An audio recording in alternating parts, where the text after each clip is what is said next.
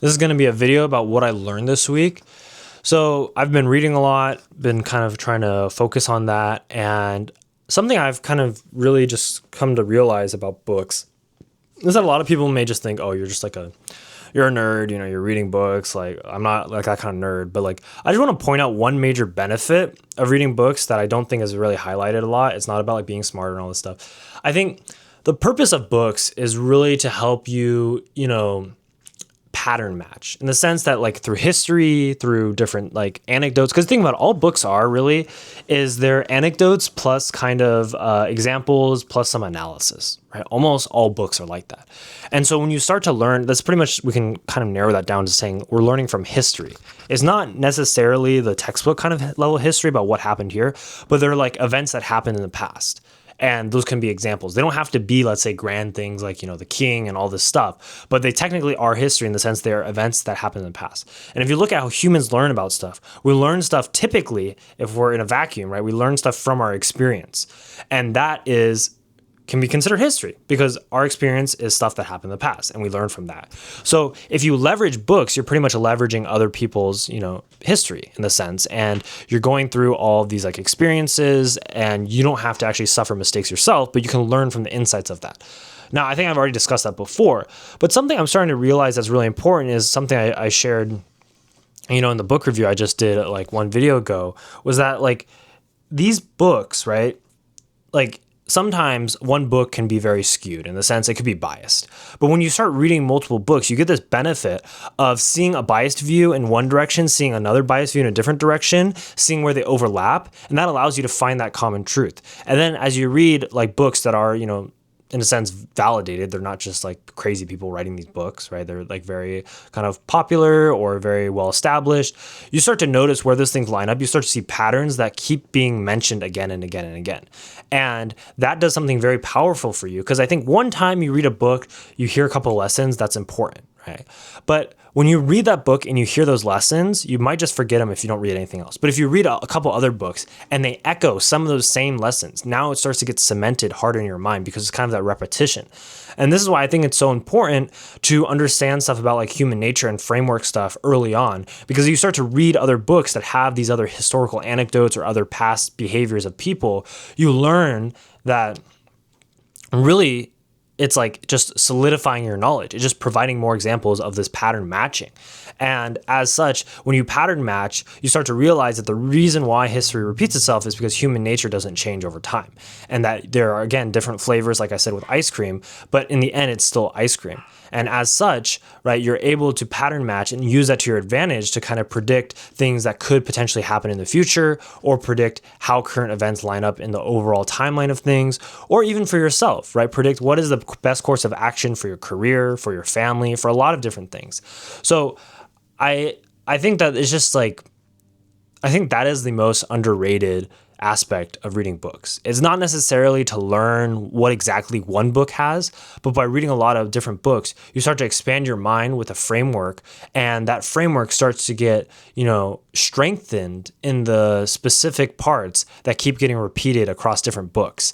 And that strengthening really cements them hard in your mind so that you don't forget them. And then when you go into the real world and you start to notice your own personal experiences echoing some of those sentiments from those books, it brings it to the forefront so you can make sure that you don't make the same mistake that others have made.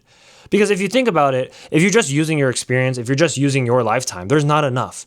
And books are really a strong way to leverage other people's lifetime. Like, I think books are good because they have the ability to go in depth. They have the ability to tell stories. And telling stories is the most powerful way that humans can learn from things, because if you can put yourself in the shoes of the person who is in that story, you can start to teach yourself to act in different ways. And that can become part of who you are moving forward. And that can inform your future decisions and lead you to be more successful.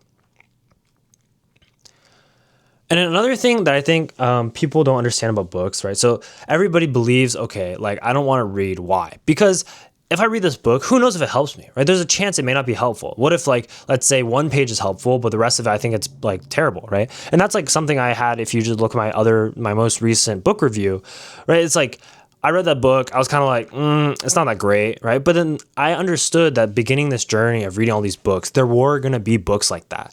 And it doesn't mean I didn't take away anything. I still had some takeaways, which means like it's still important to read those books, because even though it's kind of slow going, you feel like, oh, I kind of know stuff, right?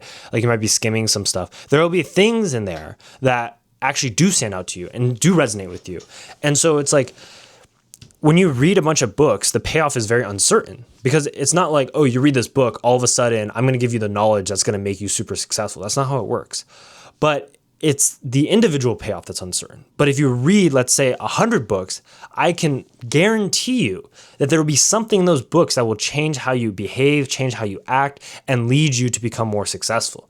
So the fact of the matter is, a lot of people are lazy, and then they don't want to read all of these books, and they know that the return of reading just a single book is kind of uncertain. And as such, they miss out on the kind of pattern matching things I mentioned before. They miss out on learning a lot of different experiences, because like, if you look at some of the greatest like people of all time, like Michelangelo, Leonardo da Vinci, right, you start to see this cross-sectional thinking, right? This interdisciplinary thinking. And the reason why interdisciplinary thinking is so powerful, because like I respect what the great mental models kind of books I've been reviewing, in the sense I respect what he's trying to do. It doesn't come across perfectly, but he's trying to take different concepts across different disciplines and tie them together. And this is what happens when you study interdisciplinary things. I think that the greatest issue with today's world is the fact that everything is so siloed. Humanities majors, humanities people are in one area, and STEM people, biology people, engineering, mathematics people, finance people are in one area. And those things are very separate.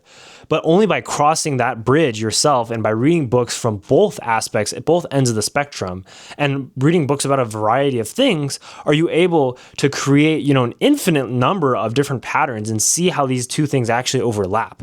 Because if you don't see both sides, you don't get an added complex view of the other side. For example, if you're only doing STEM stuff and you only read math, engineering, all this stuff, you see the whole world in one light. But that's not entirely true, because we know that each person in this world sees the world a little bit differently, and that if you want to see the world as objectively as possible, you need to try to see as many different perspectives as possible, right?